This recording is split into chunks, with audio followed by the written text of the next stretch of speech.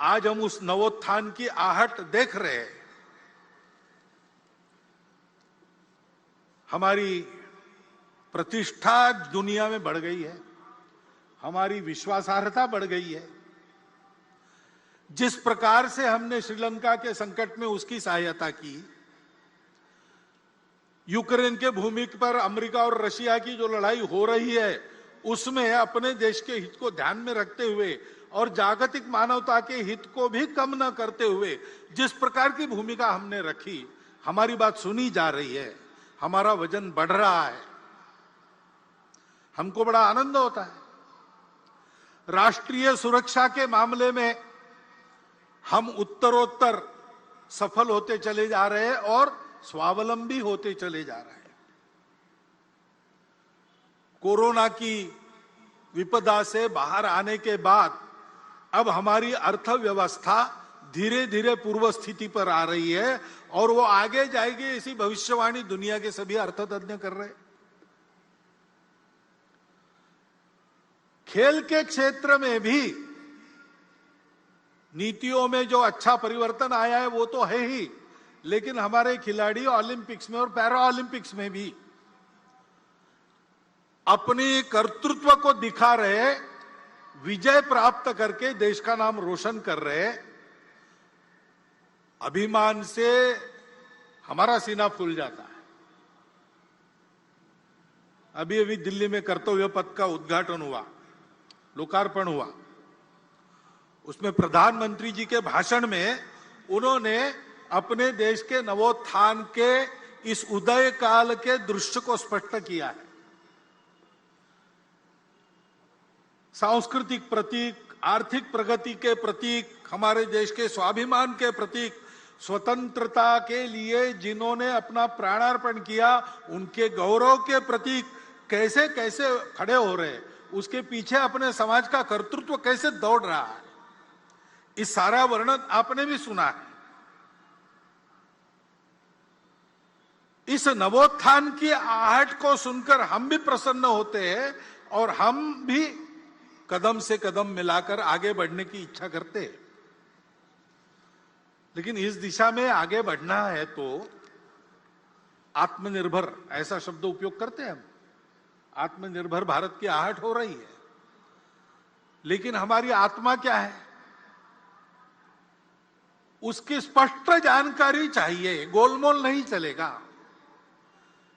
क्योंकि आत्मनिर्भरता के पथ का प्रकाश वो आत्मा ही देती है। तो हम क्या है, हमारी आत्मा क्या है, इसकी जानकारी स्पष्ट और शासन, प्रशासन, समाज, नेतृत्व, कार्यकर्ता, इन सब में समान प्रकार की होनी चाहिए। ऐसा होने से हमारा पथ स्पष्ट होता है। क्योंकि ये प्रगति का पथ सीधा तो नहीं होता है, कोई भी पथ सीधा नहीं होता है, क्योंकि उसको परिस्थिति से जाना पड़ता है और परिस्थिति जैसी है वैसा ही जाना पड़ता है। यहां से मैं निकलूंगा उत्तर दिशा में जाने के लिए, डॉक्टर हेडगेवार भवन कार्यक्रम के बाद मुझे जाना है, लेकिन मुझे जाना पड़ेगा पहले दक्षिण में, बाद में मैं पश्चिम की ओर मुड़ूंगा और फिर उत्तर की ओर जाऊंगा, क्योंकि रास्ता वैसा है। तो ये लचीलापन तो रखना पड़ता है। मुझे उत्तर में जाना है, बीच में पहाड़ हो, खाई हो, कुछ भी हो, मैं दिशा नहीं बदलूंगा। ऐसा करेंगे तो संकट में पड़ जाएंगे, कदाचित पहुंच नहीं सकेंगे। तो रास्ता निकालने वालों को लचीलापन धारण करना पड़ता है, लेकिन लचीलेपन की मर्यादा भी ध्यान में तब आती है जब अपने स्व की, अपने आत्मा की ये जानकारी, ये कल्पना अपनी स्पष्ट हो और सबकी समान हो। क्योंकि सबकी समान कल्पना ऐसी होने के बाद एक विश्वास रहता है। उस विश्वास के कारण आपसी समझदारी बनती है, लचीलेपन के कारण अविश्वास नहीं आता है।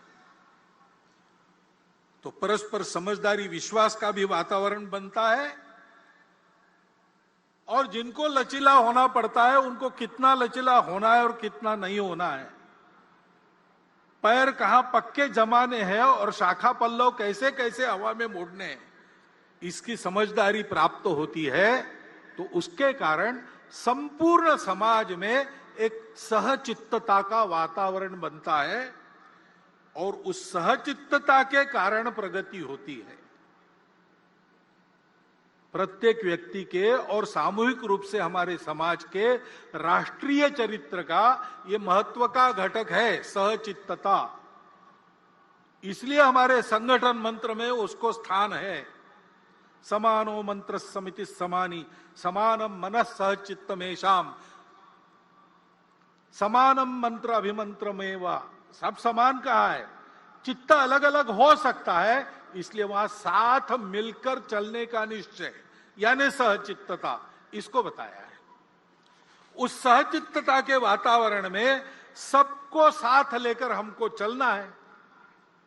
और जैसा मैंने कहा, चलना है तो चलते समय कठिनाई आती है, बाधाएं आती है। दो प्रकार की बातों से साधारणतः सावधान रहना पड़ता है। पहली बाधा तो हम खुद रहते हैं। गतानुगतिकता स्वभाव की वो बाधा उत्पन्न करती है। रूढ़ि प्रियता के कारण वो बाधा आती है। समय बदलता है, समय के साथ बहुत कुछ बदलता है। समय के साथ मनुष्य का ज्ञान भी बढ़ता है और अज्ञान के कारण कुछ बातों की समझ जो थी वो समाप्त होती है, उसके जगह दूसरी नई समझ आती है।